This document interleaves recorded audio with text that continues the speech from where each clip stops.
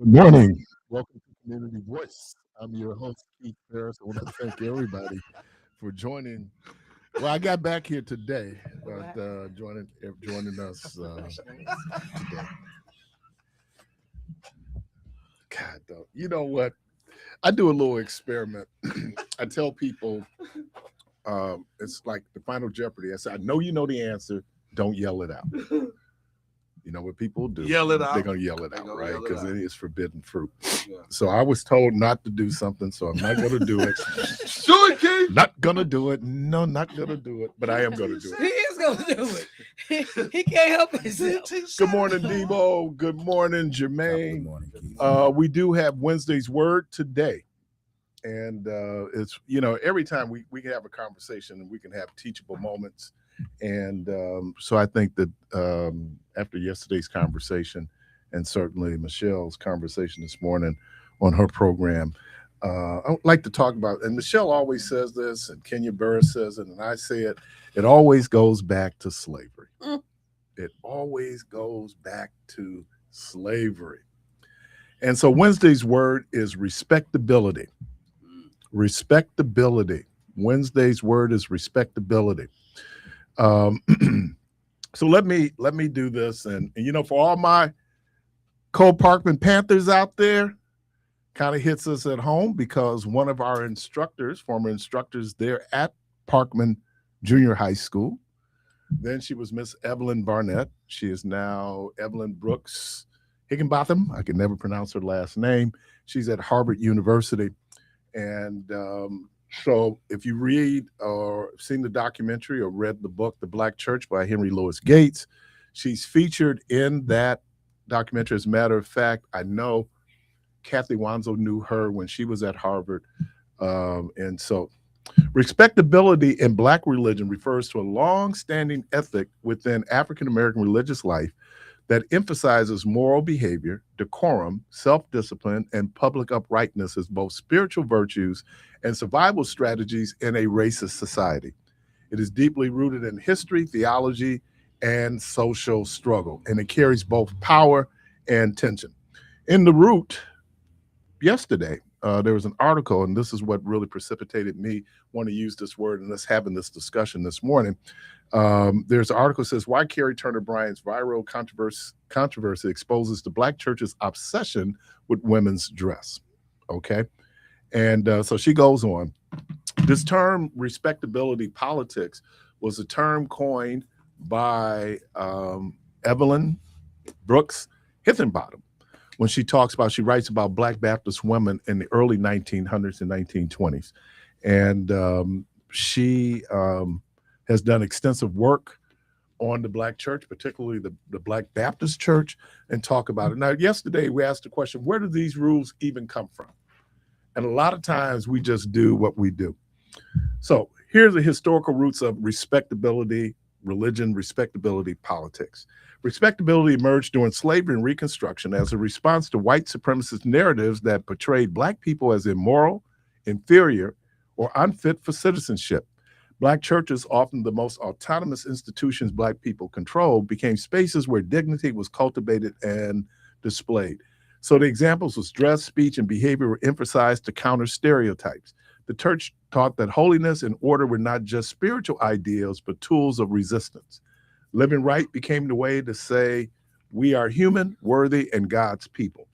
In this sense, respectability was not about shame, it was about protection and protest. The theological foundations. Holiness, theological. Respectability in Black religion drew heavily from holiness theology, sanctification, separation from the world, biblical calls to excellence and discipline, i.e. let your light so shine. And then the Black church is a moral anchor for families and communities. Many Black pastors preached that personal righteousness would lead to collective uplift. If we live right, God will bless us and vindicate us. All right, respectability, politics, the double-edged sword. Over time, respectability became more than spiritual formation. It became respectability politics with its mixed consequences. The strengths was it fostered strong families, institutions, and leadership. It encouraged education, civil engagement, and self-worth, helped Black churches gain credibility and influences. limitations and harms was sometimes blaming Black suffering. I'll say this again. We have tissue. Blaming Black suffering on bad behavior rather than systemic injustice. Thank you, sir. Policed bodies, especially women's bodies, sexuality and expression, and then the marginalized people, the poor, the formerly incarcerated, the LGBTQ people, those who didn't look or sound churchy enough. In these cases, respectability shifted from liberation ethics to a gatekeeping tool. What I heard yesterday was a lot of how we've been programmed since slavery to view things and try to become respectable, to look respectable, to have these manners. Young people today, when we talk about language, call it code switching, right? But it was important that we push back on stereotypes, and part of pushing back on stereotypes was this behavior. When you now if you now fold in fundamentalism, Pentecostalism, these things put a high premium on outward appearance of sanctification, right? But it was also some other things going on where we buried then this internalized racism. What am I getting to? I heard I was reading a paper this morning, and the person was proffering that we had all kind of laws across the country barring men from wearing saggy pants. And they particularly talked about in Charlotte, North Carolina, they did an ordinance in 2020 saying that it was against the law for young men to have sagging pants. Part of, and we do this, we then take on certain behavior and then we make it part of the collective, right? Or we're fearful that that's how we're going to be judged, right? Because if I see Jermaine in saggy pants, then Jermaine is a reflection on all Black people because, now look, I'm not saying that's right. I'm just putting it out there, that all Black people then must be deficient because of sagging pants, right? And it was real important. Now, we kid all the time. When I was growing up, I was a Baptist, and my Kojic and Pentecostal friends used to say we weren't saved because there were certain types of behavior that Baptist people did that people could say you're not saved. At the same time, because I went to a middle-class, educated Black church, there was condescension towards Pentecostal people because in many instances, they tended to be poor and not as formally educated. So now we take on, so we would do things like, and look, I'm not knocking, I'm just telling you what we do. We do cotillions, right? What is it for men? Bolet? Yeah, the bolet. The bolet. So in some ways we took on and imitated white culture, right?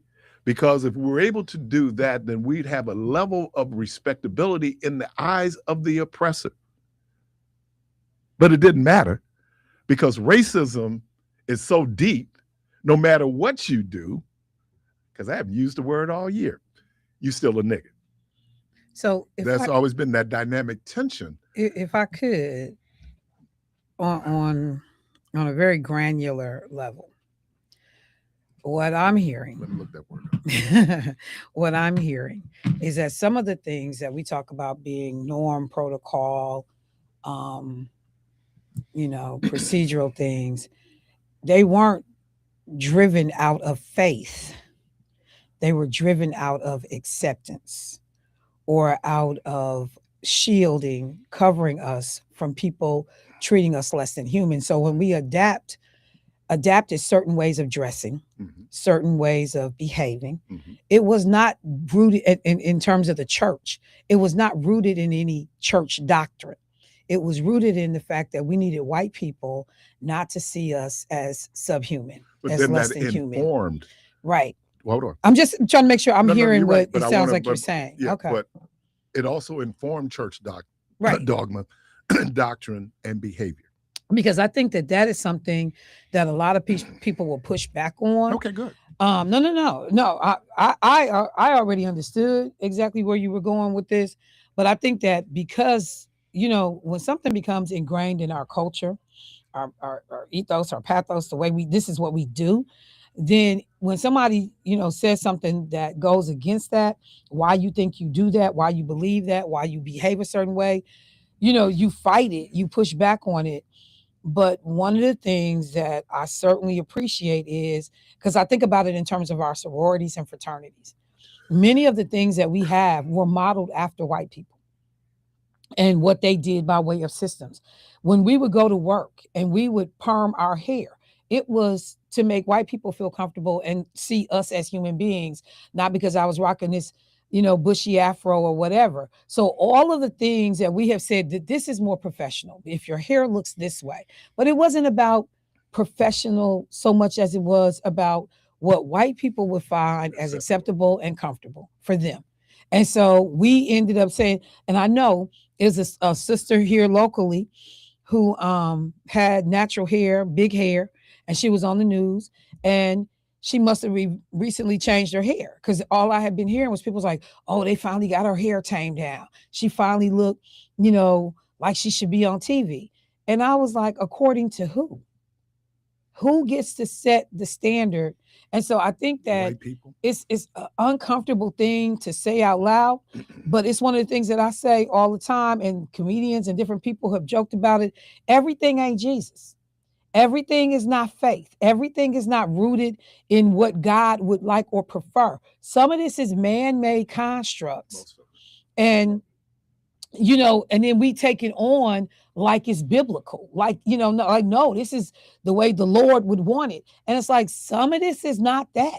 So I appreciate the conversation this morning because, and you're right. Many of the things that we do in the Black community, it is traced back to slavery. Good, bad, ugly, indifferent. It is traced back, whether it was about being accepted, being able to be safe, being able to survive. We did so many things just for survival purposes. So when I think about now, all these Black women who have had fibroid cancer and tumors because people told us that our hair was unacceptable in its natural state in the workplace. And then all these sisters got cancer and fibroids and tumors. That wasn't about us. That's what somebody else told us we needed to look like to work in their office building. And the irony is that the first Black millionaire was a Black woman, right? Madam C.J. Walker. Right, who did with hair care.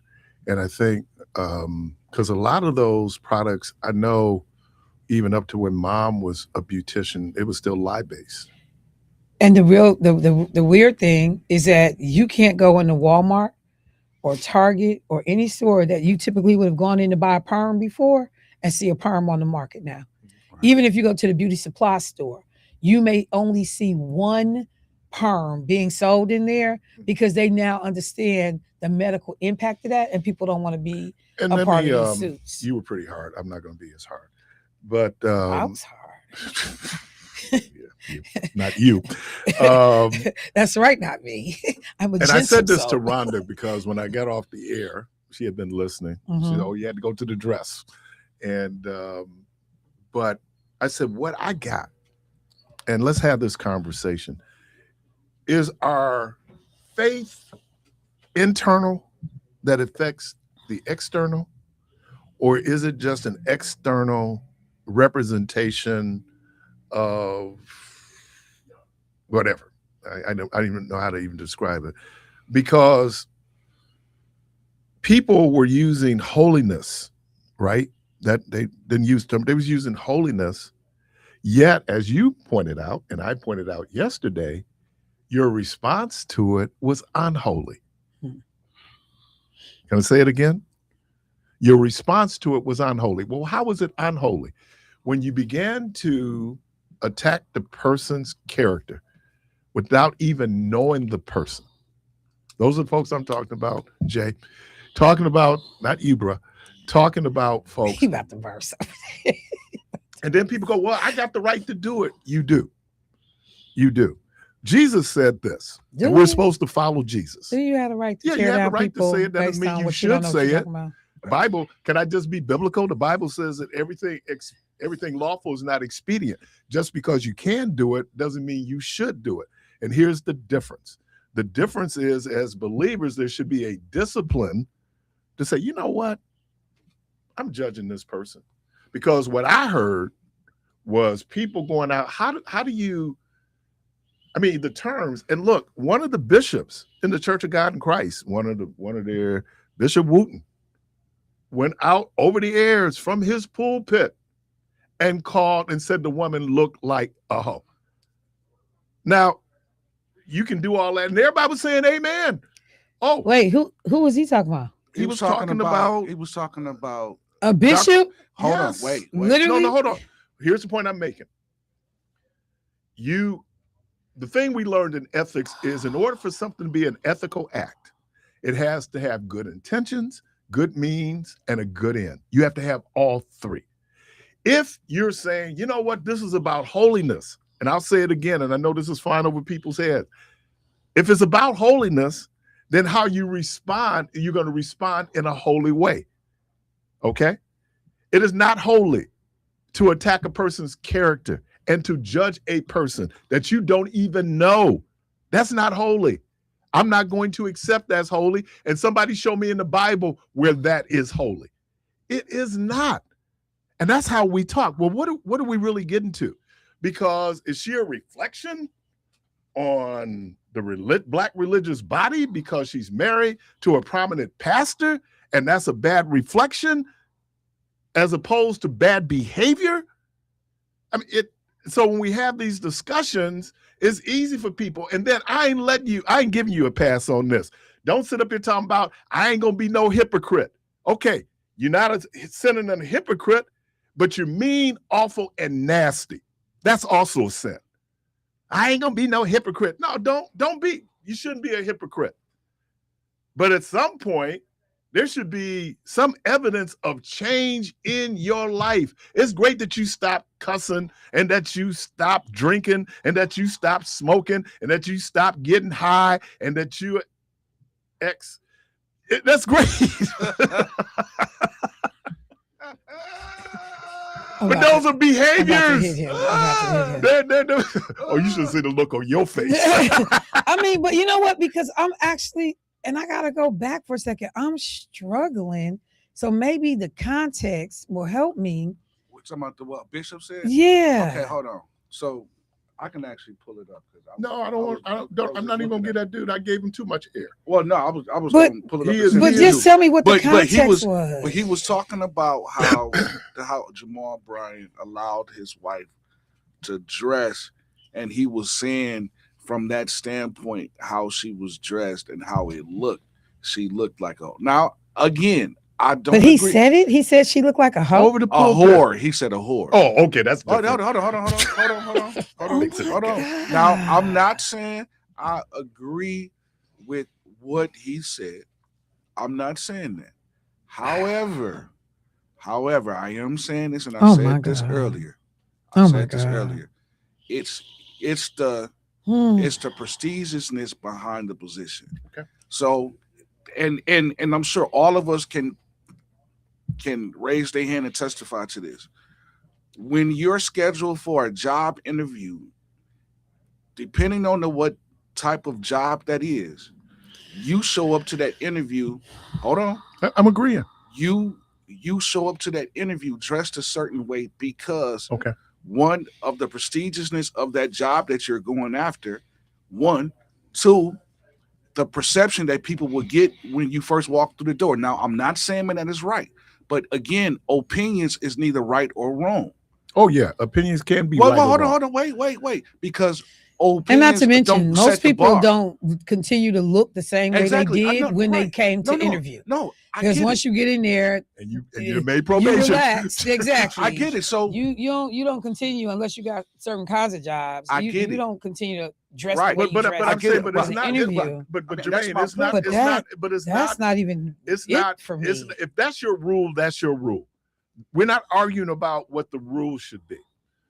what I think Michelle and I are responding to is how people are reacting No, to. I get that. And that's what I want to focus Because on. I'm like, you're and a what's bishop. the root? What's No. the roots You could of have that? talked about this in a way that you don't use inflammatory language, I get it. like Yeah. saying your wife. And the idea that a man of faith would say about another man of faith that your wife was dressed like a whore, Yeah, how about and you that thought thing? that was okay. Like, that's a get you punched in your face kind of. Plus, Like, are you kidding me? among clergy, You could have did that and said that better. You disagreed Why with the would- choice, but why would you? why? I don't understand that. I understand it. Like, it's Because- some beef there. Like, why would you do that? Well, there's a couple. Because There's a wait. couple of things. Hold on, Jay. A couple of things. One, Jamal Harrison Bryant. You can say what you want to say about him. He's one of the most successful preachers in America. Good, bad, or indifferent, whether you like it or not. His church blew up in Baltimore. He's rebuilding New Birth. He is one of the most. He has gone out. He's in the public eye.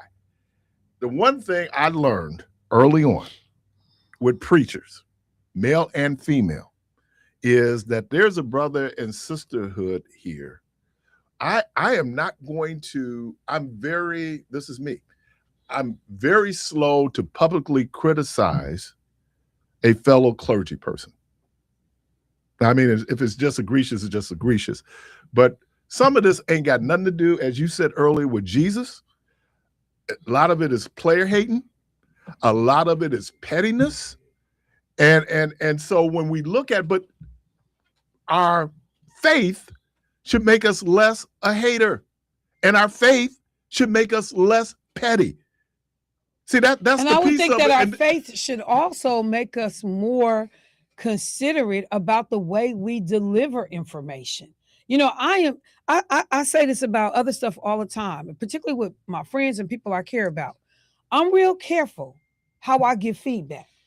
Even when I gotta criticize you or point out something that's messed up, because I'm still about preserving relationships. I don't want to hurt you. do you do that with I other don't. people? I don't do that with you. No, you do that. You don't get nothing about my feelings. and I don't do that with Debo, and I don't do that with Jermaine. And that list is getting long, Michelle. I got a question. I got, 414-442-444-525. If Michelle is ever. I got a question for the panel. I'm going to call y'all the panel.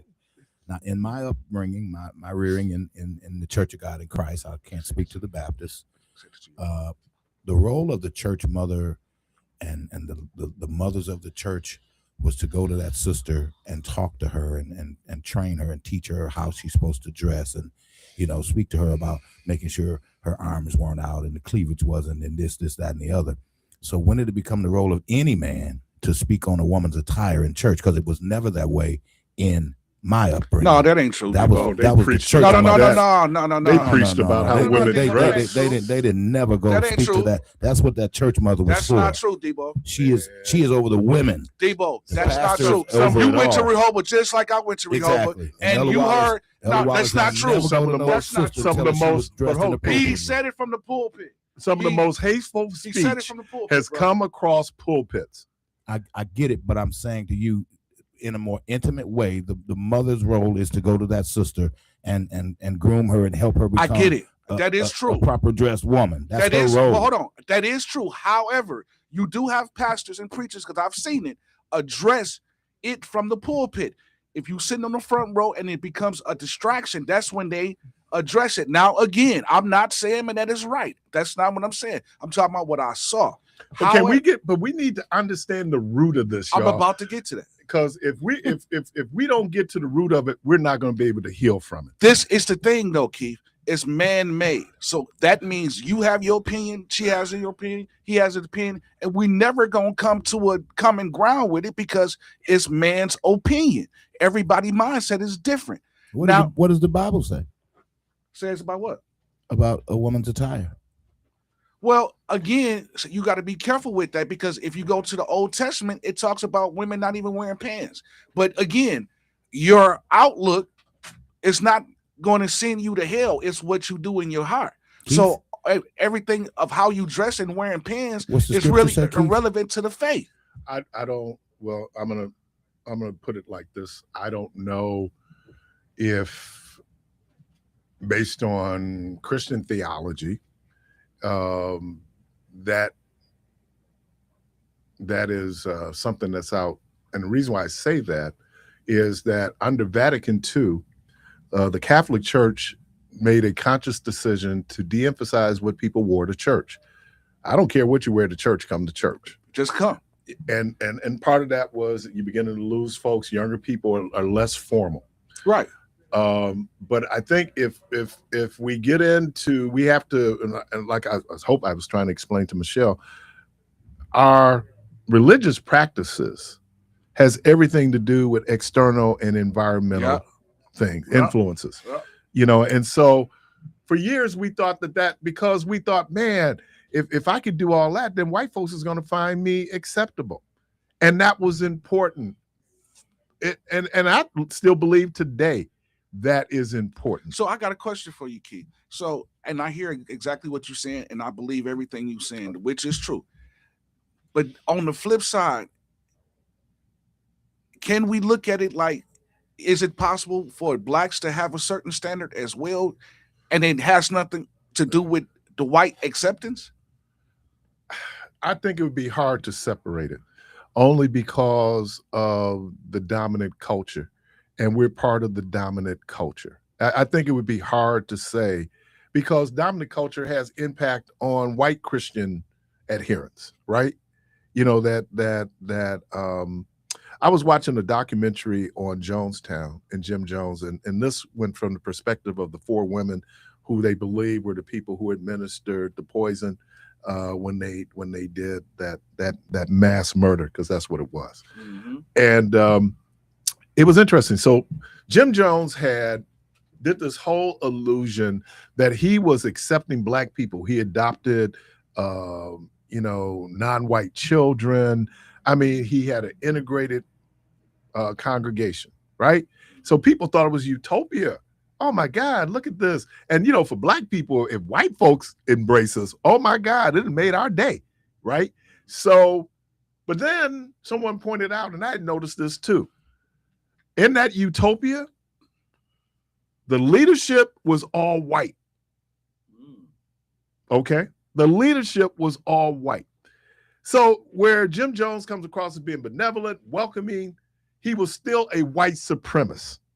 He still believed that white people were superior to the black people in his church. Folks, that's real. White superiority is real. I'm reading a book that Raphael Warnock has done, the U.S. Senator from Georgia and the pastor of Ebenezer Baptist Church in Atlanta. And he talks about part of when we have these discussions around race is how much privilege are white people going to give up in order for us then to get to a certain level of equity in the society, because we still do have marginalized people. Black people are marginalized. Hispanic people are marginalized. Indigenous people are marginalized, right? So non-European people are marginalized even in America. How do we get to that? Because, you know, if we just sit up thinking like, you know, white folks, and if we did, and look, as Michelle said, it's not that we don't have allies, but this idea, you know, like Abraham Lincoln was against slavery. He was against enslavement, had a problem with enslavement. He was still a white supremacist. He was still a white supremacist. He still believed that white people were superior to black people. And folks, y'all think that's changed? No, the reality is that is still the case today. Yeah, it's actually true. And I was looking for, and I'm gonna find it when we go to break. But there's a pastor, well, 2 situations. There's this white pastor that had invited these black kids to vacation Bible class. Oh, Batesville caskets. All right, go on, man. And so he invited black kids to vacation Bible class, and the white church that he was the pastor at voted him out. Yeah. In Alabama, this is Alabama. And then there was another situation just recent, I'm going through here and I'm gonna find it, that the white pastor sat down. He's the head of the Ku Klux Klan, but he's changing the name to something else. I'm gonna bring it up so we can find it and you can see it. But he's saying that he don't believe that blacks will go to heaven. I just And saw that. so you just saw, so you know exactly what I'm talking about. Yeah. And that blacks are not welcome at his church because the church is not for all. And here's the thing. And I'm an ordained Baptist minister, but here's the thing. Black folks will fight harder for Christianity than white folks will. Oh, I hear the crickets. 414-444-5250. 414-444-5250. What do you think? Now, getting away from that, can we have that conversation now around the idea what's even driving people's reaction to this dress? You're listening to Community Voice. We're going to take a quick break. We'll be right back. New polling shows Americans are deeply divided over President Donald Trump's recent military action in Venezuela. A new Reuters Ipsos survey finds the public almost evenly split. About one-third of adults approve of the action, and about one-third disapprove, and roughly one-third say they are unsure or skip the question. The partisan divide is sharp. Nearly two-thirds of Republicans say they support the move, while approval of Democrats falls to just over 1 in 10. There's also broad concern about U.S. involvement in Venezuela. More than 7 in 10 Americans say they worry the United States could become too deeply involved in the country. Now, the poll comes as the president acknowledged in a recent interview with NBC News that taxpayer money could be used to reimburse oil companies for investment.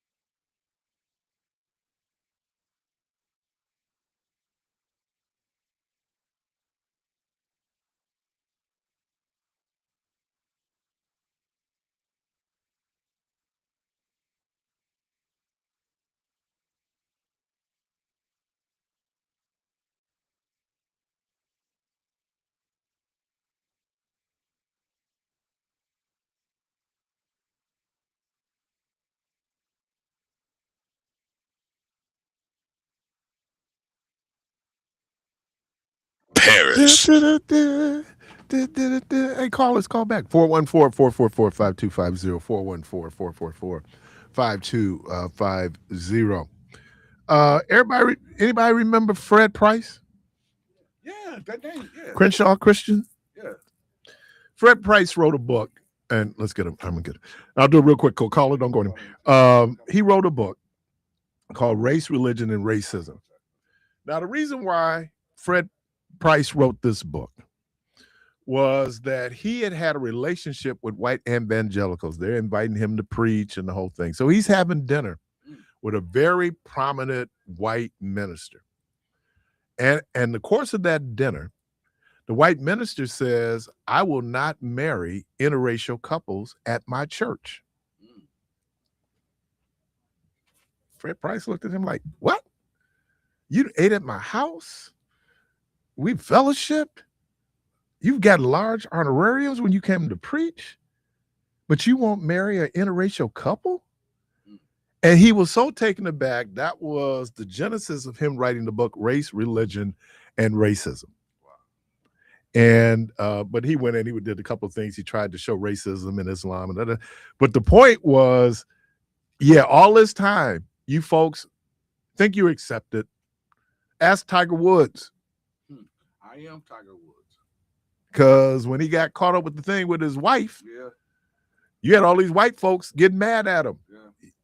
Okay, I'm just saying. Ask OJ. Yeah. Caller, welcome to the program. Hi, Keith. How you doing? I'm good, Angela. How are you? I'm doing good. Good. I just got a quick comment. The preacher, the preacher's wife with I just seen the dress. My daughter pulled it up for me. It's a beautiful dress. She looked beautiful, and I heard him speak on it at his church. He said, "Well, he don't care what people think. He bought the dress because he wanted her to have it." So to each his own. How people think. They say judge ye and not be judged. Talking about it. She looked nice. I give her, her husband wanted her to have it, so they shouldn't judge her, regardless if she a first lady or not. Some first ladies wear worse things than that. And it does, but Angela, it don't matter. Right, I know. And they shouldn't be when I judging say it her, don't period. matter, it probably does matter To some people. to the church. Yeah. And they employ her husband. And so that has That's impact true. on that. And in some instances, I know that there's pastors' wives. I'm going to stop using that term, first lady. Pastors' wives who receive a salary. So now if I'm working for the church, and what you talked about in terms of going in for a job interview, that's a different piece. Right. And if people want to use that to judge me as an employee, that's fair. Right? Because I'm an employee of the church. Right. That, I understand that, and if that's the case, then that should be an issue at New Birth Missionary Baptist Church in Lithonia, Georgia. Okay. The issue wasn't, and I'm glad it happened, because we need to have this conversation. I really do believe we need to have this conversation. Yesterday, we were saying it was the rules, and I asked, well, who set the rules? We don't know who set the rules. We just know they the rules. And then I think the other thing of it is that, like Jesus, when people are talking about people eating something other than kosher, Jesus says it's not what the man eats that defiles him, but what comes out of him that defiles him. And I think that the way that we talk to each other, the way we talk about each other, and then try to fall back on it like you doing it out of some type of Christian love. No, you're not. No, stop Stop lying on Christianity. And as my wife says, stop lying on God. Exactly. Because if I the Lord showed me, and I know I get in trouble for this. I don't know why he showed you. But you know what, Chief, another thing, like you saying, she is a product of that church. He could lose some of his congregation. Some people could fall back, stop going, stop believing in what his word is. You know what I'm saying? Just because of what he gave to his wife. But that's what he wanted. So let me ask you, I don't know, I don't know if you're a believer, if you go to church or not. Yes, I do go to church, and I believe in God. Yes, all right, so then should it matter what a person wears or who that person is? No, it shouldn't matter. It's just who that person is and what that person believes in. Then why If does that it matter? person come in there, if that person come in there to serve the Lord, then that's all they should think about. But That's why all does they it should matter? be talking about. But it does matter for some people, though, doesn't it? Yeah, it does. It does Why? matter to some people. Cause I really can't answer that. But they hypocrites and they judge them, and all that, But like the Bible say, judge ye and not be judged. Can't nobody judge you but God Himself. That's it. Okay, but hey, listen, and that is true. But I think the issue is people get correction mixed up with judgment. And it's a thin line, but you can't get correction mixed up with being judgmental. That's not but I right. think I'm rolling back to who am I to say that I need to correct you on how you dress? Hold on, wait. What gives me that power? Wait. Now, if I see something, again, by being a part of the body of Christ, and if you, my brother and sister in the body of Christ, if I see something that you don't recognize or realize, it's my job as to the pull them helper to the to side help. Right, and talk right. to Hold them. on, But what if, right, what if hold it's on. a false standard? Wait, then? hold on. Wait, it's not a false standard because the Bible even tells us to be helpers one to another. No, So I'm not talking about you going to me and coming to me. What if it's a false standard? How one dresses, I do not think should be a barometer or gauge to how spiritual that person is, right? How Right. the character of that person. You know, like you can be dressed up, and you toe up from the floor up spiritually. that's true. And I mean, Yeah. we And know there's a whole lot of dressed up. wolves. It's a whole lot of dressed So up when I'm wolves. saying, Yes, it is. but And it's easy and for it's us a to whole do lot of that where I dressed up look holier. pulpit people too that's standing in the Yeah, pulpit. wolves. Yeah, Yeah, wolves. it is. Yeah, it's a whole lot of them. But they ain't just up in the pulpit. Yeah, well, yeah, Right, I know they're it. actually everywhere. I know, but I'm just using that as you're using what you're saying. It's a lot of them Yeah. Well, I in the just- I whole think- I think congregation black in the folks- church. Period. I Yeah. think black folks have been, we have been so programmed to think and believe a certain way. That you're supposed to dress a certain way. You're and then supposed to look a when that certain is way. challenged in terms of the veracity of it, then people fall back. Oh, you persecuting Christians? You're not persecuting Christians. I'm just saying I don't know how much time Jesus spent talking about what people should wear. I think Jesus talked more about what people should be doing.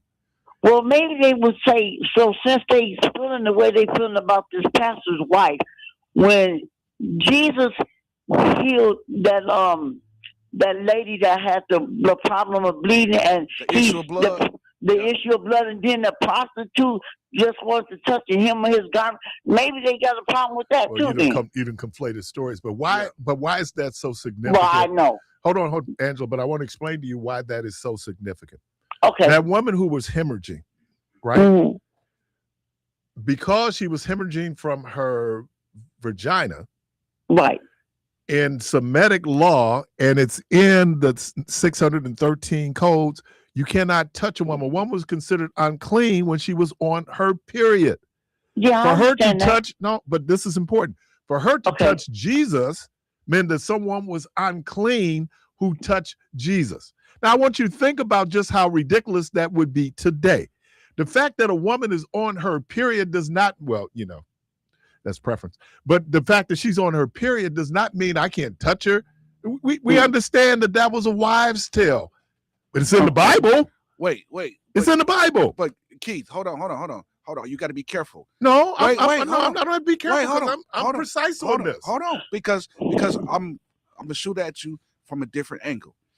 Out of all now, with the young lady with the issue of blood that she was dealing with, when Jesus came to town and she heard, and she came. Now you do know when Jesus was walking amongst the people, he was being touched from everybody. Everybody was reaching out, touching him, but it was this one touch that Jesus felt because he felt the virtue leave his body. And that one, out of all of the thousands of people that was around him, that one touch got his attention. Yep. That touch that got his attention made him turn around and ask, "Who touched me?" Who touched me? Okay. Yep. Where you Hold going? on, wait, Where you going with hold that? on. I'm about to go some. Hold on. So the whole fact of her being unclean, everybody knew that was the law of the land back then, being unclean. Jesus knew of that law as well. But out of all of the people that was touching him, because plenty of people was touching him, she got close enough just to touch the hem. Right. So Jesus didn't even feel the natural touch on his body. Maybe She had grabbed his clothing. Can I use my sanctified imagination? Maybe Jesus realized how ridiculous that rule was. He felt something leave his body, bro. I got that. But maybe that's why he didn't push her away. That's why he didn't say, you were unclean, don't touch me. Maybe he realized how ridiculous that was. No, he had realized that she had faith more than the size of a mustard seed. That's what caught his attention. That's what caught his attention. That's the preaching part of it. No, that's the truth. But what I'm saying is the pros of this is that during that time, women, and still in Islam today, it is still considered unclean to touch a woman when she's on her period. Is that? But you know what? I'm not trying to cut you off, but unclean women have intercourse. You know what I'm saying? Some do. It's a biological function. Why would you then sit up and in effect tarnish the person for a biological function? For the simple fact, back then in those days when it was made, they didn't understand. They didn't understand. Oh, so we have a different understanding now. Wait, that's why we have a different understanding from the human point. That's why because it's the humans who practice it. Exactly. Listen, but that's why when she didn't even touch his skin. She grabbed a piece of his clothing that normally you wouldn't feel. But what I'm trying to get to here, and maybe I am not as explicit as I could be. What I'm getting to here, and it gets back to even while we're having this conversation, is that there were standards of behavior, right, that we particularly put on women. Okay. Yeah, so here's another example. Okay. Young lady gets pregnant. She's brought before the church. Yeah, that's wrong as a fool. Wait a minute. It was plural that got pregnant. We got pregnant. But one comes before the church. Who was the one that came before the church? The woman. And look, excuse my womanist kind of perspective on this, but when women today, like I hear, I want a biblical marriage. Do you really? Because if you understand the context of that, that's why there's some people, I think it's Pastor Joy here at St. Mark's when she was on, and she said her grandmother stopped reading Paul. Why didn't she read Paul? Because in her mind, Paul supported slavery. Paul supported the subjugation of women. And there are some women today who do not see themselves as being inferior to men. But Keith, there's still some women today who do. So again, that whole thing from when that was written, it was written from that particular time. Oh, so if context? if I write a book about what's going on right now in the world with Trump and all this other stuff and how the rules and stuff is, and it's saved into the archives, and then 40, 50, 60, 1,000 some years later, they get this and read that, I'm sure times is going to be different from how they were when it was written. So why don't we take all scripture and then put it in context like that? Well, Keith, you're supposed to. Can I ask you a question? But I don't know if it's happening. How would you feel if I'm just using you as an example. If you bought that dress for your wife, how would you feel if someone said that pertaining to, and it was not, she had another cloth under there that looked like her skin. You know what I'm saying? But it wasn't her skin. So how would you feel, being that you are a man of the cloth? How would you feel if you bought that for your wife? But here, can I separate it? Mm-hmm. Being an ordained minister is one thing. I'm also a husband. That's a different thing. So would you let her wear it? She wears whatever she wants to wear. Would you let her wear it? Yes. I can't stop my wife from wearing anything. I didn't say stop. Would you have bought it for her? You said would I let her wear it? Would you have bought it for her? That's what I mean. I mean, I don't. One, I'm not taking it back on that. And I was kidding my wife. I said, every time we go to a formal affair, we see your cleavage. Hey, but you know what? Hold on. I ain't tripping. Hold on, but I'm Pastor. looking at some of these dudes who's standing over here talking to her a little bit longer than they supposed to be. Pastor, Pastor, I gotta say hi and keep it moving. I don't know why you still over here talking. I gotta push back, Pastor, real quick, because I know, and you said it publicly over these airways What I said about that one deacon. We got full, and it had nothing to do with what she was wearing. That was the whole point. But it was how she was looking. I ain't got nothing to do with. I can't control. Would you have bought that dress for your wife, Yes. Rhonda? Would you have bought it for her? No, but yes, I'm gonna say yes and no. Yes, no, you can't say yes or no. I might be able to. I'm gonna say yes. I'm gonna say yes, but I'm also gonna say no because I don't buy my wife clothes. But if you did, that's understandable. But if you did, would you have bought that dress? Would you bought it? Knowing I got 5 of them, it's gonna be having to come down the road. You know what I found interesting was that, and I'm just going on yesterday. What happened? Dudes wasn't calling in complaining about the dress. It was women calling in complaining about the dress, right?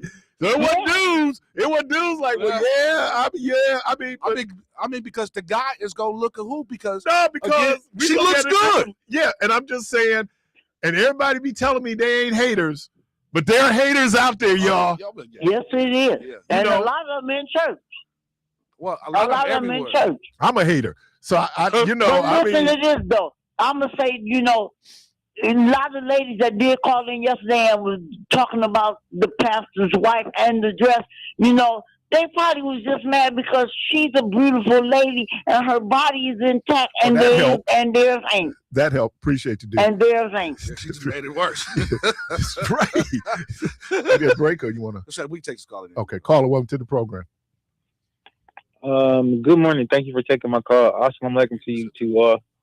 I know it's kind of tripped out that people still talking about what they're talking about, but I think one thing we should take into consideration or be mindful of that the society that we live in and whose mentality really, dominates, what is the prevailing mentality of the rulers of this world or this expression of civilization.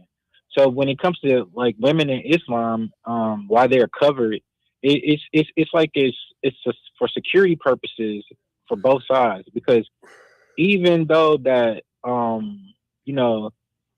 woman can do whatever she desires or whatnot, but you got sick-minded people out here in both sexes. So if the woman is covered up, then she maintains mystery to herself. Yeah. And then you can't focus you have to focus on her words and her mind as opposed to looking to her adornments and her body, her body features and stuff like that. Yeah. So is there anything wrong with me physically looking at a woman and being attractive and admiring her for physically what she has? No, but it could be a trick that's of the natural. Enemy, okay. Oh, that's right. natural. And okay. Because that's for man and woman to, you have to be attracted to women so that you can procreate. Right. And, you're going to like incline to having a woman as your helpmeet. But with this society, because this society strips everybody down, strips down us guys, the girls. They tighten up the clothes on the guys and the women. They don't want nothing but your bare essentials to be shown. So if there's nothing to you. So I understand that with regard to presentation and what particular office you might hold, certainly the things apply with regard to how you should present yourself. But I mean, ultimately, it's up to that person and whoever that person has impact or influence on. If they think that cheapens this person's integrity, then maybe they're probably too quick to judge this person. But Moses cited the act. Jesus cited the thinking.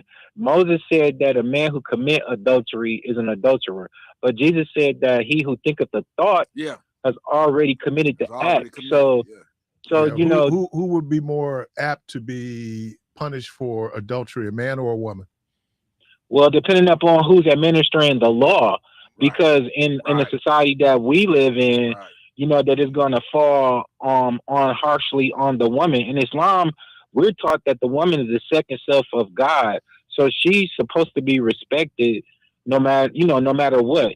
Because if you see her in her proper perspective, even if she doesn't, then it's commanded upon you to treat her in that regard, whether she is aware of it or not. So we gotta think Are about men and women where we equal live.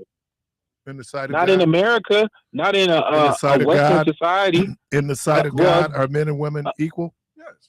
I just said that the woman is the second self of God, so she's the route by which change comes into existence. So she actually has more importance than men. Okay, but Yes, sir. who's dominant in the world, men or women? Of course, the man is, and because we have to think about whose society do we live in, Exactly. who's Exactly. thinking. Yeah. Yeah, well, it's been that If this was thinking for black, most society. Yeah. if our society was ran by black men, maybe we wouldn't have all of the things. And if the black man was in his right mind, Yeah. then Totally maybe things agree. wouldn't be the way that they are. Totally agree with Thank you, you. bro. Totally. Yes, sir. I totally agree with that. You're listening to Community Voice Caller. I see you. I'm going to grab you right after the break. 414-444-5250. 414-444-5250. Take a quick break. We'll be right back.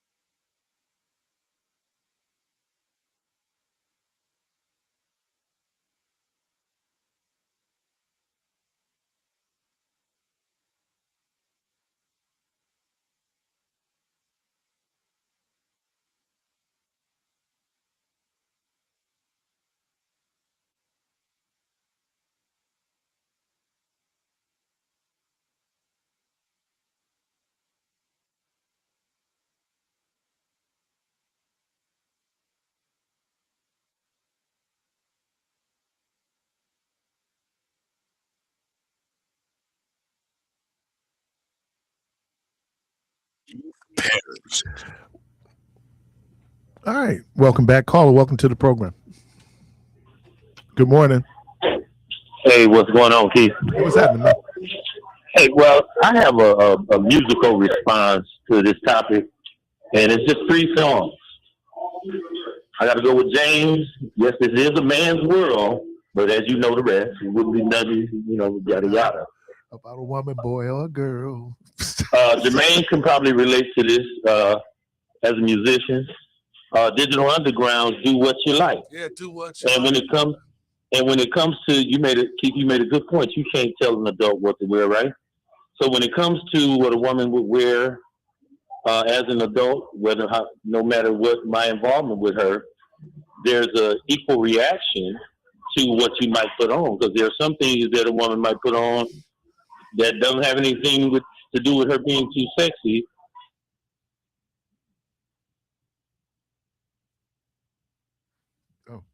Can't live I thought he got snatched. in the past. And then the other is Rob Bass.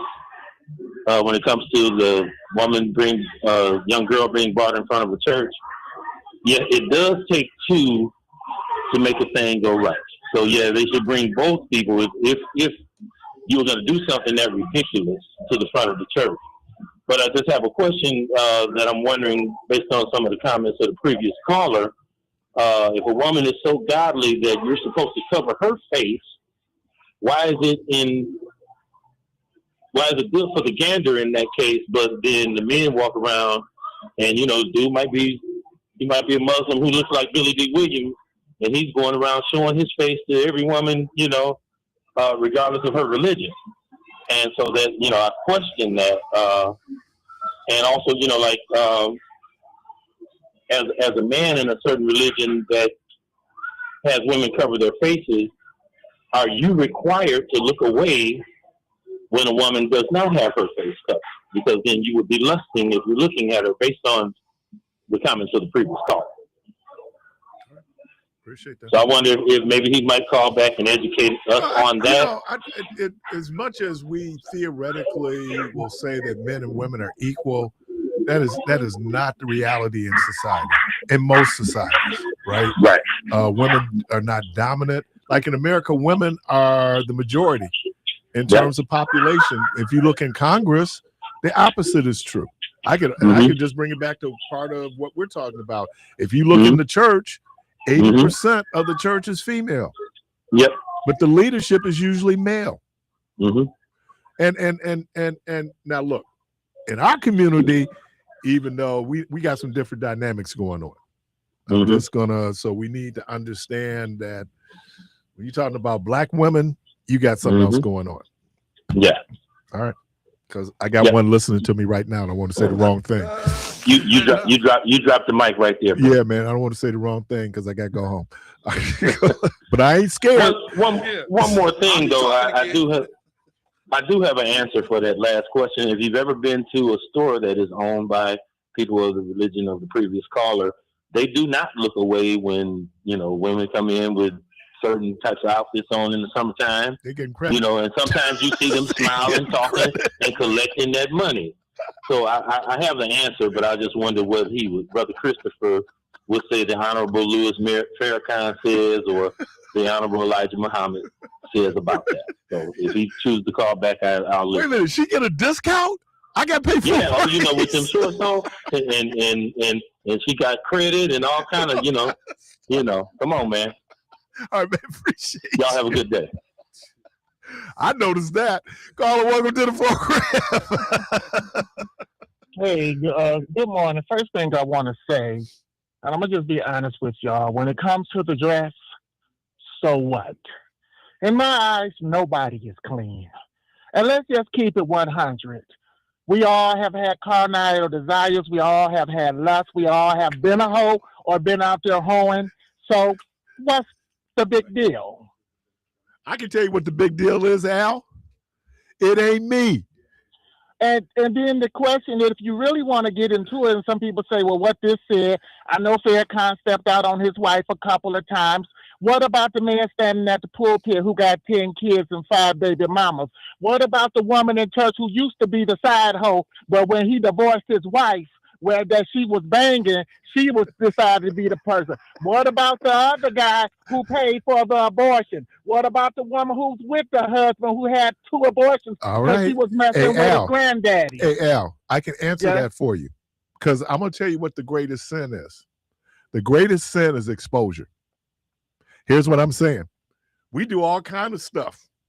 It may or may not be sin in my mind, but when somebody else finds out about it, that's when it becomes a problem. The other piece of it is you sin. I have shortfallings as a human being. You see the difference? That we put that on other people. And what I'm saying is that's why you shouldn't judge, because one, you don't know everything that went into, like we go to funerals, and I've been to a lot of funerals, and people come in dressed like they went to the club, right? Or they going to the club. And you know, the holy people, I can't believe that they wearing that to the funeral. Had you ever thought that might be all they have to wear to the funeral? You know what else? Have you ever seen what happened that night after the funeral? After they getting them liquor bottles and them cups? But they don't talk about that. Y'all have a good day. And since everybody want to judge, they better get rid of that prosthetic man and women hide your vibrator, because that's a sin too. Bye-bye. Wow. Wow. I never thought about what happened after the repass. Carla, welcome to the program. Wow. They got toe up. Wow. Carla, welcome to the Yes, sir, program. Mr. Parris. All right, can I say this to the FBI agent man? Who, you know, the FBI agent man who's always trying to be to the contrary. When we in the mosque, and this is how we are taught. I can't speak for Al Islam or nobody on that mosque over there where the Arab people go. I don't know nothing about that, and we're not taught to follow Arabs because the black man came before the Arab. Anyway, when we're in the mosque, you won't be sitting up in any Muhammad's mosque, reckless eyeballing our sisters or our brothers. You will be paying attention to the instruction that you are receiving from the podium. Now, we can't police your thoughts. We can't police your behavior. Well, I'm speaking about with regard to how you're going to behave when you come inside the mosque. You're going to act accordingly, because or else you're going to be excused from the premises. Well, I think that in many instances in Islam, men and women sit separately. Am I correct? That's right. So that you can be focused. So, Mr. FBI man, you know, keep trying, but you're not going to be successful. And, you know, talking about the Nation of Islam as if you can say something that will be that will contribute to its detraction or defaming it, you need to go get a course on being an FBI stool pigeon. All right, appreciate you, bro. Thank you. Is my guy, what is his name? Gennaro Jennings. Gennaro Jennings. I've seen him. I mean, he is virulently against homosexuality. They have a lot of men at his church. And I'm not saying they're gay. That's not where I'm going. What I'm saying is that, and I mentioned it the other day, men are insecure beings. They really are. Whether we want to admit it or not, we're really insecure beings. And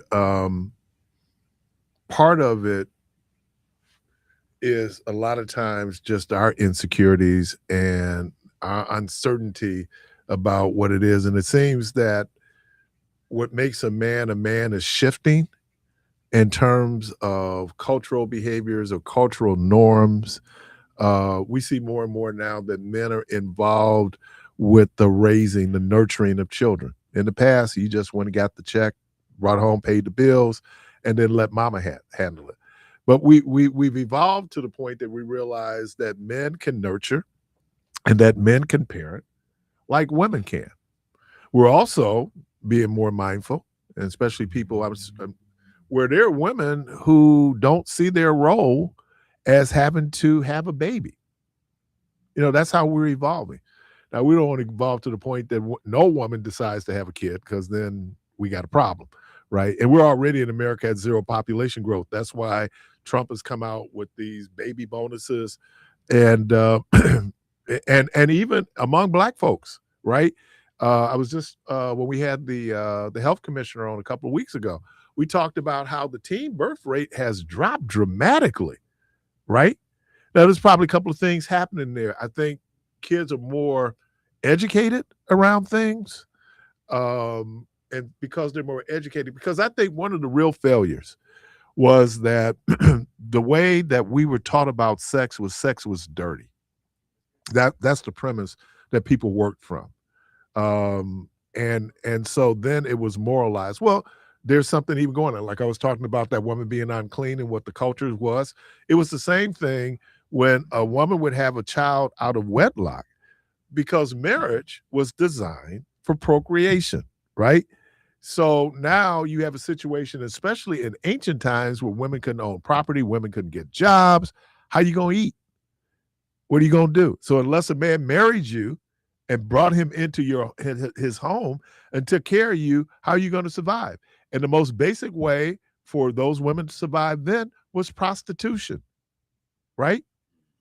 You know, so even then when, you mentioned Samson yesterday. And I don't know if people know part of the backstory of what was going on with Delilah.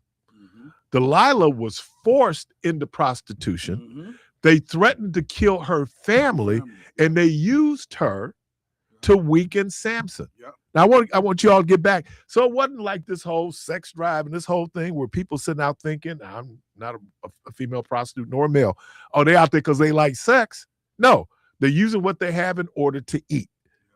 And if you had a certain level of survival, then all these moral conventions go out the window, because right now I'm trying to survive. I'm talking about real basic kind of survival. And we're very judgmental of that. You know, there was a couple of things going on with that woman caught in adultery. You know, not only was the fact that only one person was punished for it, her, the other piece of it was that maybe some of those men have been complicit. Hey, Keith, and you just said it. You was like, maybe it's like Jeffrey Epstein's files. 1 million of them. Who's in them? We know who in them. We know who in them. And I'm trying to think, this dude, you have 1 million pieces of documents? But you know what's really tripping me out about this? And it took you how many years to get this dude in jail? But that's because they was all a part of it. And I believe, this is just what I believe, a dead man can't talk. Oh, man. Real talk. If I dead man tell no tales. Tell no tales. So if I can take this man out, that eventually they gonna come talk to him, and he gonna expose who he hung with. If I can take him out before that happened, now that what's left is just paper trails. Ah, so that's what you do. They just said that was it Correct, the receiver for the Panthers? Oh, Ray Caruth. Yeah. Ray Caruth. I think his son just either graduated or something. He's just the reached a milestone. One that the girl was. Oh, right. So you figure, I'll just kill her. Right. Because he didn't want to pay child support. I'll just kill her.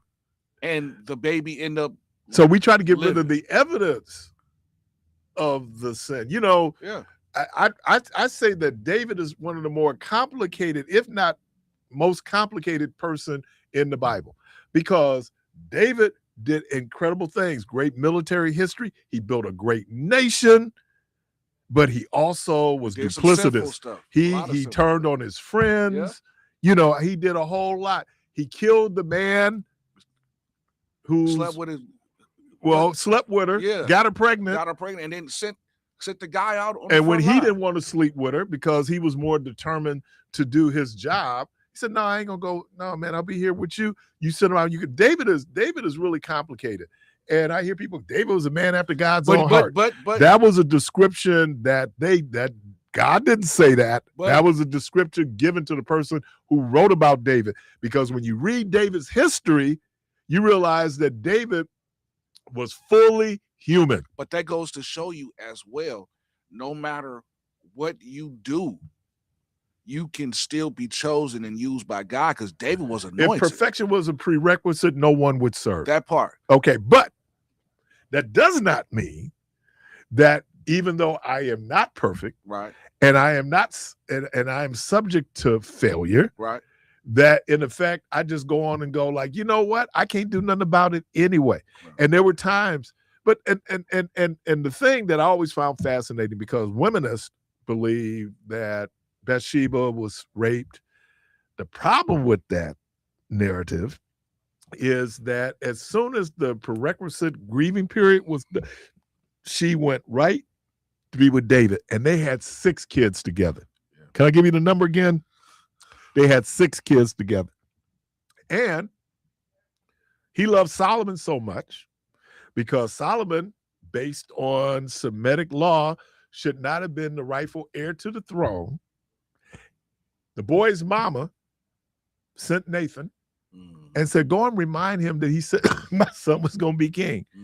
David's dealing with severe depression, right? I mean, he didn't just the whole thing. He got up out of his bed and went and made that boy king. Now, if you could, and I say this, and I got pushback from it. I say it makes a difference to a dude if he wants that woman to have his baby. Oh yeah, it makes all the difference in the world. Not all the difference, but it makes a big difference because you're 10 toes down with the situation. And right there, you go. I'm consciously I tell young sisters to say, now when he come to you and say he want you to have his baby, y'all can talk. Compared to the I don't want to. I don't. What we gonna do about this? So and even before that, having that conversation. Yeah. So I'm just. And so and you see there would be stories in there where you knew Jacob loved Benjamin and he loved Joseph more than he loved his other sons. It's obvious he did, right? I mean, that happens. So when people say, parents say they don't have favorites, depends on the circumstances. I was just watching wasn't the situation in Boys in the Hood was that what was his name? Doughboy. She didn't like his daddy. She didn't like his daddy, so she didn't like him. She didn't like him. Well, yeah. But she loved Ricky, and she loved Ricky Daddy. Yeah. And that's how it's played out, right? Yeah. Like, yeah, I mean, because the circumstances of the birth has a whole lot to do with what that relationship is going to be. Because man, when you want like, okay, she that's why when I heard this dude say something really god awful to this woman, and she said to him, I'm the mother of your children. I mean, you get to the point where, and I say this, and I said this, and God hold me to it. I said, the first time I verbally, outwardly call Rhonda bitch, the relationship is over. Oh yeah. You did hear the sentence structure. Yeah. Yeah. Okay. Yeah. Yeah. If it comes out my mouth. Funeral services. Come out. I ain't saying. You can't control what I think. Yeah, I ain't saying that. But if I say it, that's pumpkin head. Yeah, we done moved to a different level. Yeah. So, and look, man, we do it, man. I mean, when people fall out of love, and then it turns to hatred. But that's why I said man.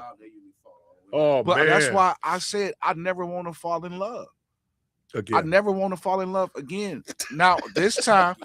No, again, I never want to fall in love. Around and I want to grow this way again. I want to grow in love. I know I'll never love this way again. But I'll keep holding on. That's Jermaine over there at the house by himself. No. And then that would turn into lost and left out. Listen.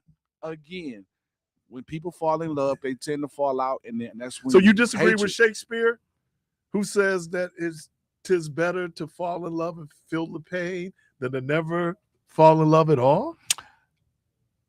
I agree with Donnie McKirkland. We fall down, we get up. Nah, we get a lawyer. We get a lawyer because somebody getting sued.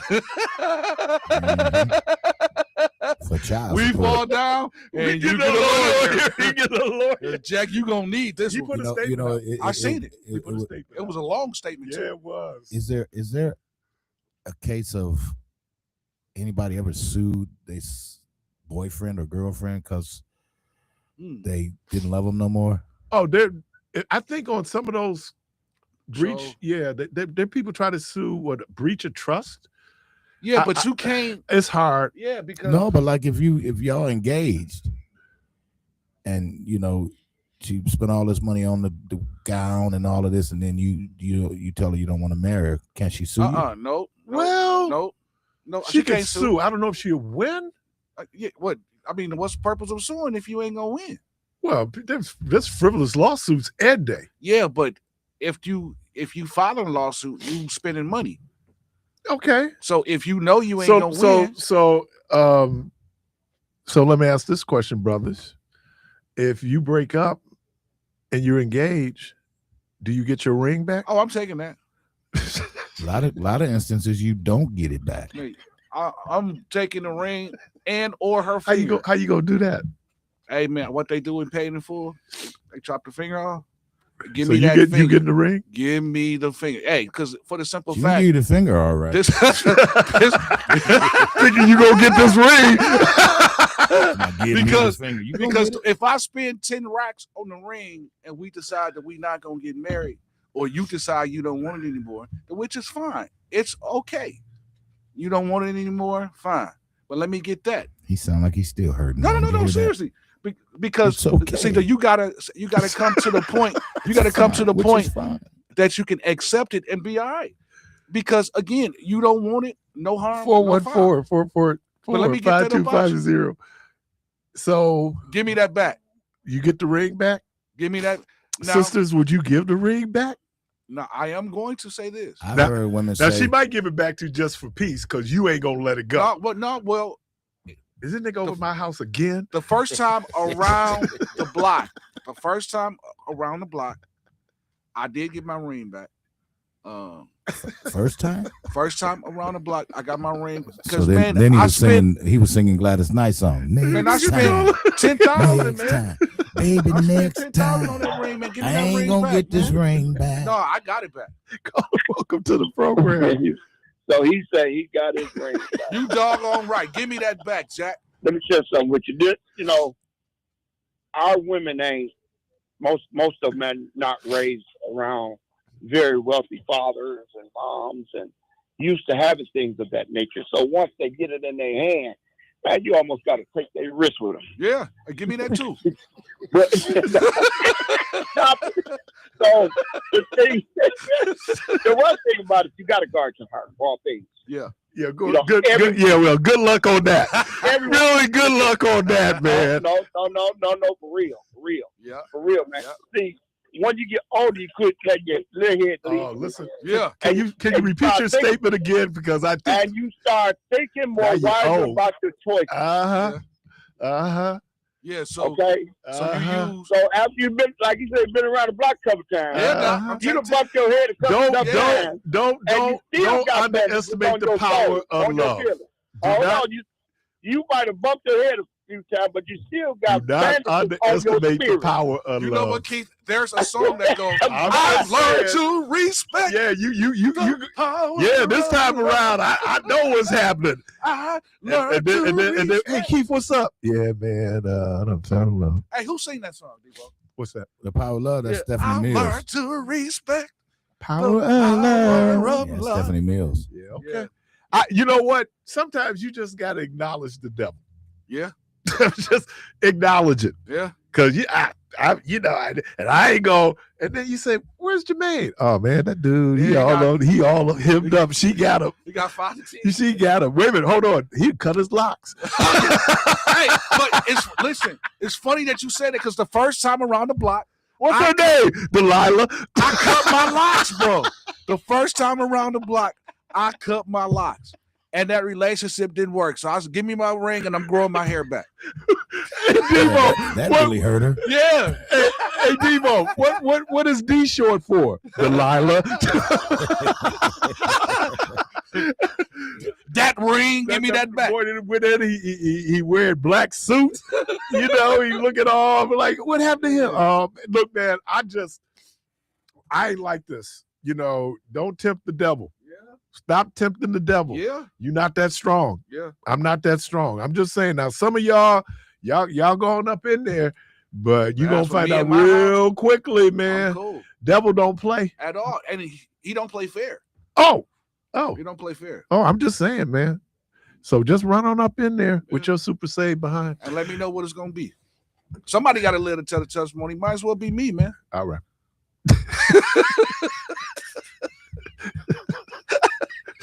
Should have hurt me. All I had was Jesus. Hey, but if you notice, as soon as you break up, and I'm not even sure he's listening because he told me. Hey, Keith. Remember, I don't know if you're familiar with the one BB King made. BB King made one said, "Nobody loved me but my mother." And sometimes I think she might be jiving too. Yep. Oh, when you get to that low place, you get to a low place where there's no song that can capture the depth of moments. They haven't written a song yet to capture that. Then you're like, no, that one ain't it. Hey, y'all listen to Community Voice. We'll take a quick break. We'll be right back.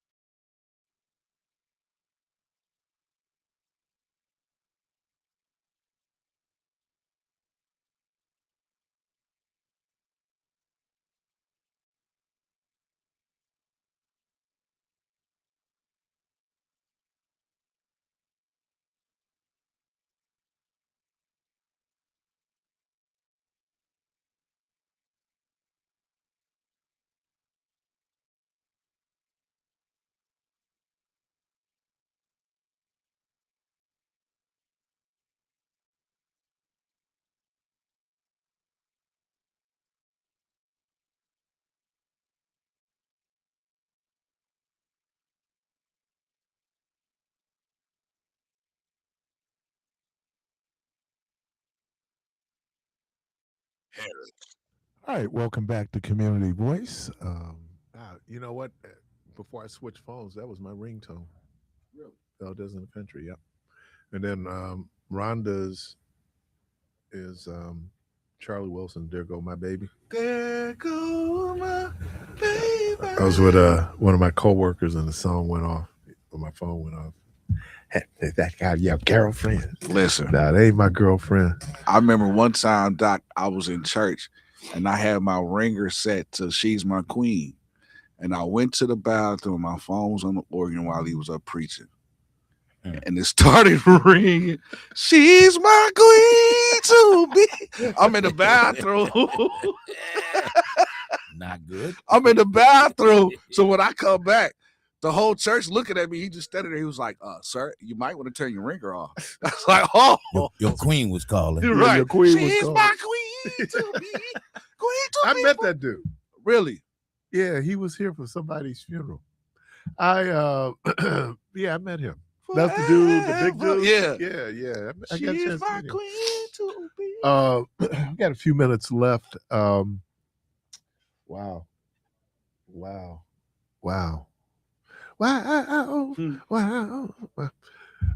So anyway, again, so we don't lose focus.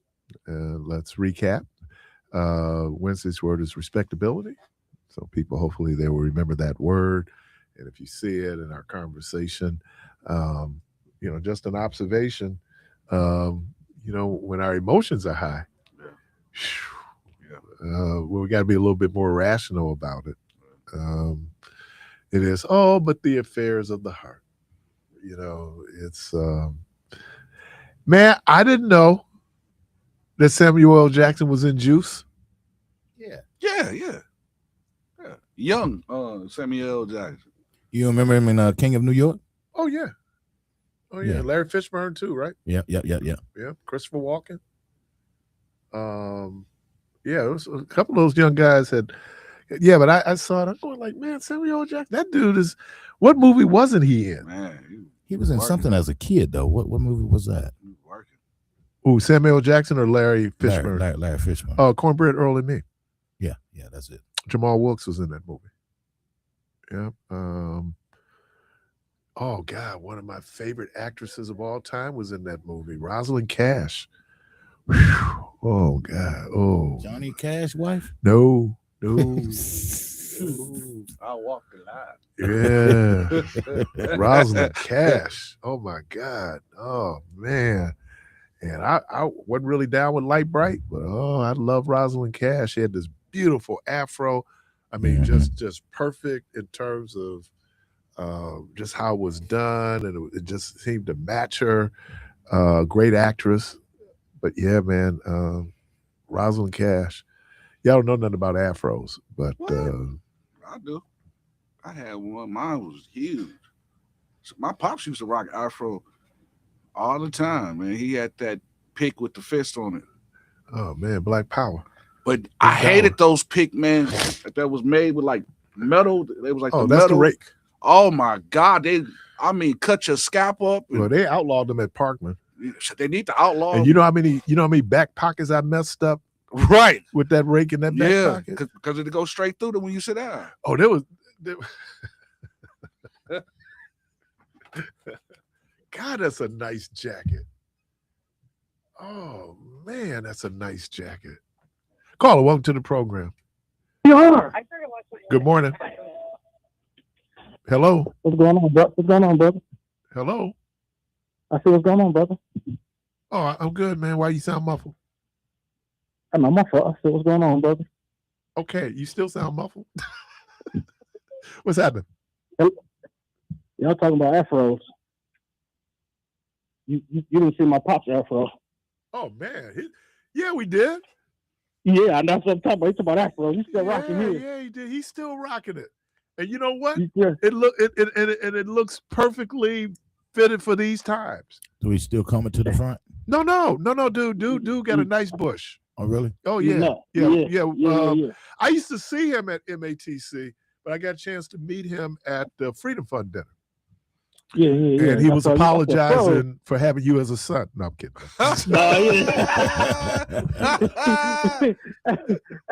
Hey, you know what? The thing is, he be sounding like you sometimes. He be like, man, look at them Packers. They got it. As soon as they win, ooh, man, they look good, don't they? You know what it's called? A relationship. No, it's called a relationship. No, it's called bandwagon. I'm just telling you, it's a relationship. Some days you have some good days. Some days you have some bad days. But you don't stop loving them. Man, that's bandwagon jumping, man. You supposed to like them no matter what. There has been a time that you wanted to walk out on the Seahawks.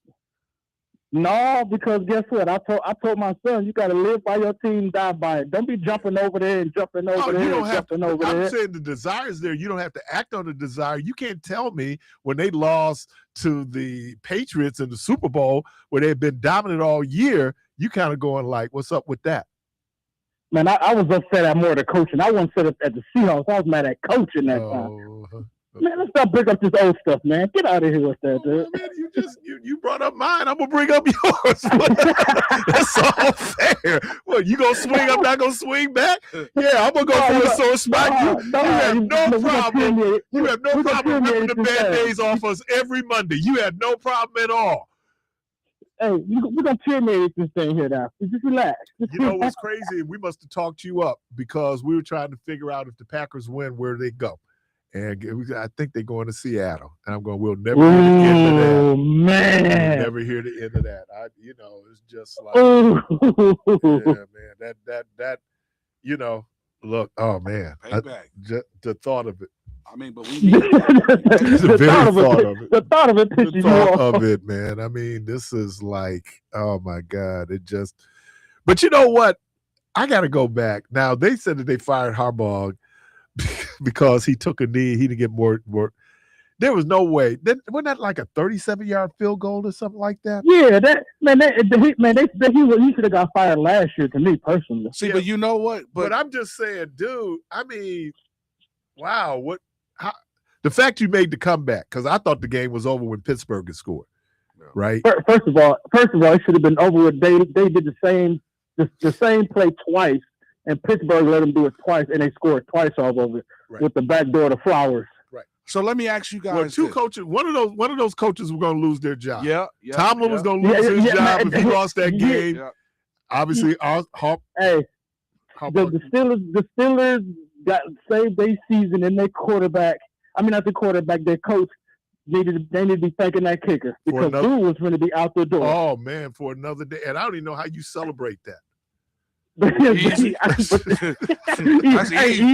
Easy. Ain't not sleeping on the couch. Hey man, that's easy. Hey, sleep good with a tip. Dude broke his leg. That's how we won. Should we celebrate? It's a win. Hey, it's better than sleeping on the couch. I heard you right about that. Hey, that kind of fall under somebody got to live to tell the testimony, and it might as well be me. We entered to win it, right?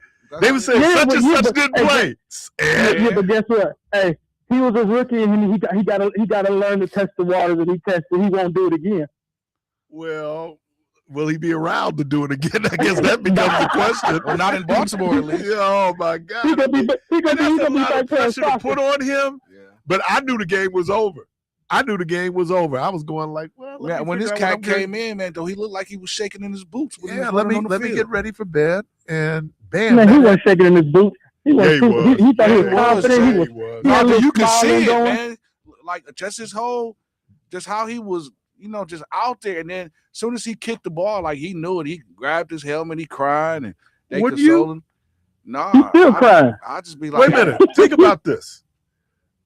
The whole NFL's eyes are on you. It is the last play of the regular season. Remember that commercial? Everybody. Remember that? I think it was an Old Spice commercial, one of those commercials, when they had this dude named Leroy that was playing football. And he said, well, if the line would have blocked better, then I would have scored a touchdown. Right. So it's more of... It wasn't blocked. It was more of if more than enough distance. But if they would have never put him in that position. If they wouldn't have put him in that position. If is one of the biggest words in the English vocabulary. Because how they did Henry, speaking of how they did Henry, and Henry would have got those records, which would have got him more money but they kept him from reaching those incentives, man, by not putting him on the field so he can break that record, man. Which is Man, they've been doing that. They've been doing that for years, Hey, though, man. Jermaine, is anything not a conspiracy? No, but this one is with a Q. This one is with a Q, Jack. He over there sounding like DJ on the Wednesday. I'm just saying, man. So I like that. I like the way he said. Because we was gonna do a segment called "I'm Just Saying." Hey, man, I'm just We're saying. gonna do a whole segment. Me and Michelle talking about that. I'm just saying. Hey, man. Be in denial. For so long. It had to be a Come conspiracy. on, Sometimes life is just what it is. Man. Stuff happens. Man. You can't explain It it. just so happened to happen. Denial, DJ, and Riot Out Wednesday. I'm just saying, man. Think about it, man. It's just things to make you say, wait a minute, man. Then he got that conspiracy kind of tone. Yeah. Okay, yeah, come close. I'm just saying. Come close. Hey, tell me. Come close. Hey, Tell me I got something to say. let me finish what I'm saying, Doc. Let me finish what I'm saying, Doc. I hear what you're saying. I hear what you're saying. I'm just saying. Let me what I gotta say, Doc. Doc.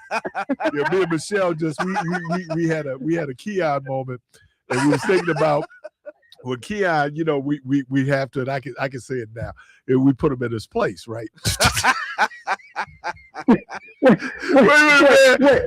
Keon put the earphones on. And people would know it'd be so loud. His silence would be so loud. People calling in, what's wrong with Keon? Now, this is why we went to YouTube, right? Hey, Keon quiet. Keon go in that corner and be quiet. But he's still having all kind of, then I know he got upset. He wouldn't get something to eat. Like, dude, you got calls here, man. Where you going? He won't even answer the call sometimes. I'll be like, dang, I know the phone ringing. Yeah, we done pissed him off. We done pissed him off. He don't answer no phone calls. We done with the whole program when nobody called. And JT used to be the work. I don't know what's going on. I don't know what's going on with y'all and Keon. Y'all make Keon mad.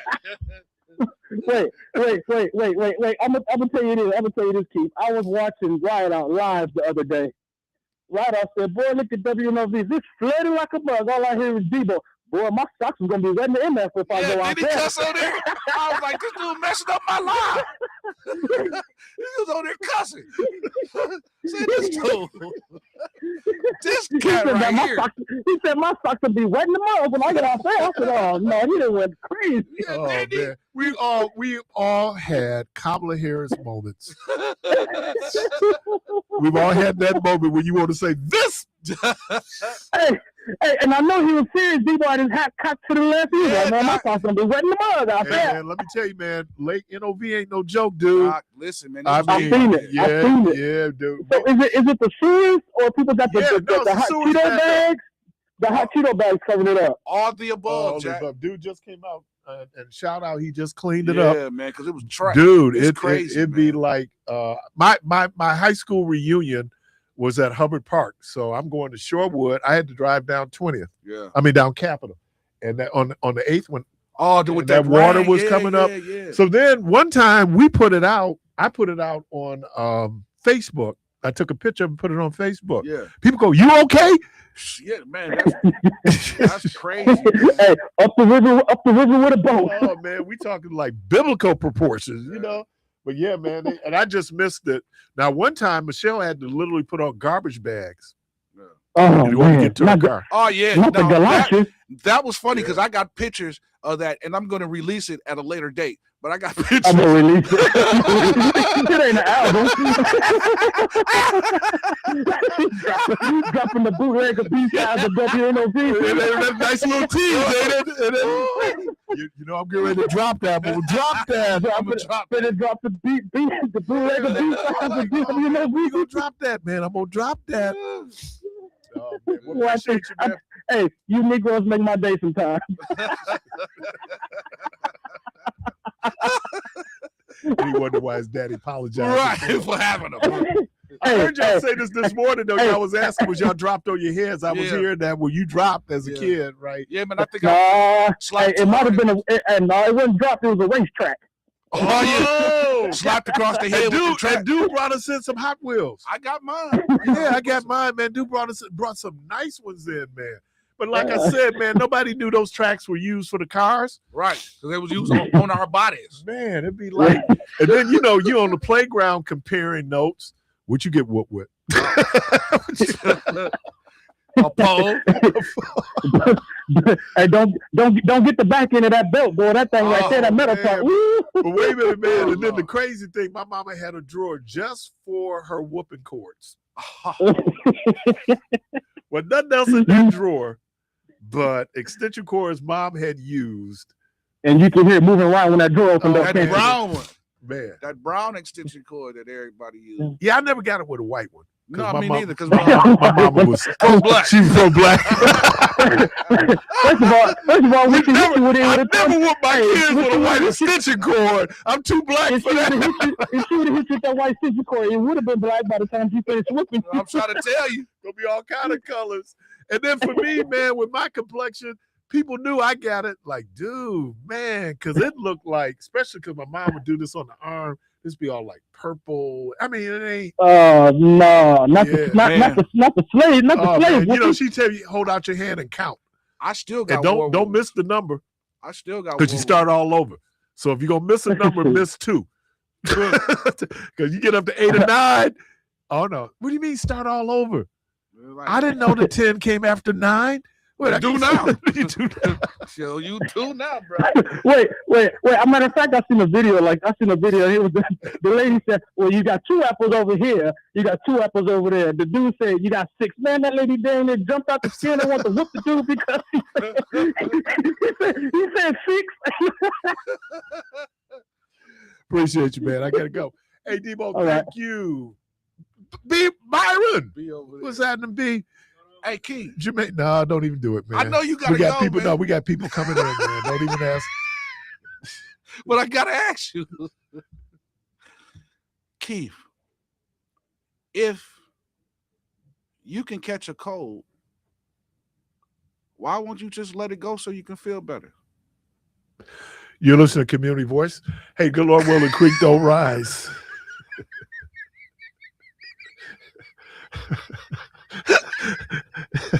Hope to talk to everybody tomorrow. And as always, go for this place of peace. Now I'm going to sit up and have to contemplate